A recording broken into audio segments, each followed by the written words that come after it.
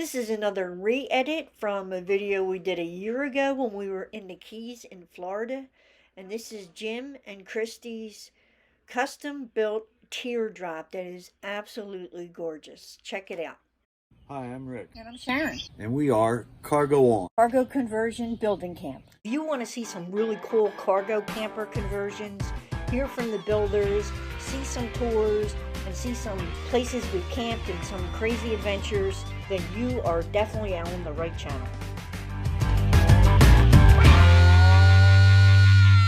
So Jim's wife Christy will be giving us an interview and touring this teardrop.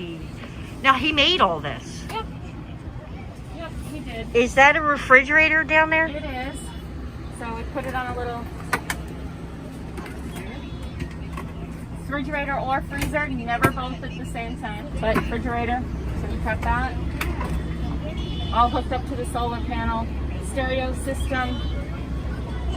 Gotta have a stereo system. All the electricity's there.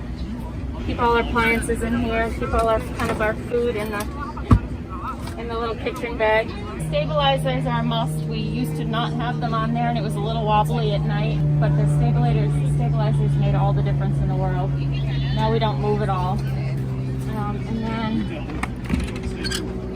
the little, you can watch TV or mirror it off your phone. Really all we need. And again, so we live near from New England, we're on the Cape, so we can pull this tailgating, we can, and just barbecue and tailgate and have a kitchen, we can bring it to the beach. And he keeps all his electrical and solar panel stuff in here. Has a fan in the roof there, so it just keeps us kind of cool and keeps us cool in the heat. Pretty much everything we have runs on our solar. The refrigerator runs on the solar, the toaster oven, the stove. We have a 2-burner electric stove. The fan runs on it. We have we have lights on all sides, all of it, and then we. So once we hook into electricity, the one thing we don't have is water. So that might be the next thing that we pop in, the little gray water sink maybe. But yeah, so it kind of does its thing. Placed the wheels specifically for this trip because he was going cross country. And the wheels on the trailer are small trailer wheels and they can't really withstand going at normal highway speeds.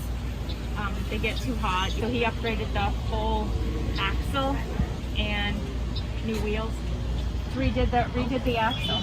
So yeah, it seems to work out pretty good. We actually have a 5th wheel, 8-foot 5th wheel, and we keep it out in the Berkshires in Massachusetts, New York border.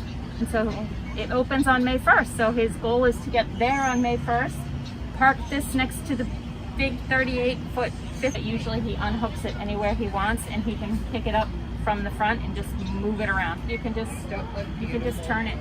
Yeah. It's it only weighs about 700 pounds, so a little bit of oomph and turning around, and if we need to get out of the sun, he just turns it around. Perfect for us, and believe it, and when I'm cooking at night, or if it's, of course we have the screens and everything, but if it's raining or whatever, I can still cook and not be in the rain. These are all latched in, so we just need to undo the latches and the whole thing drops down.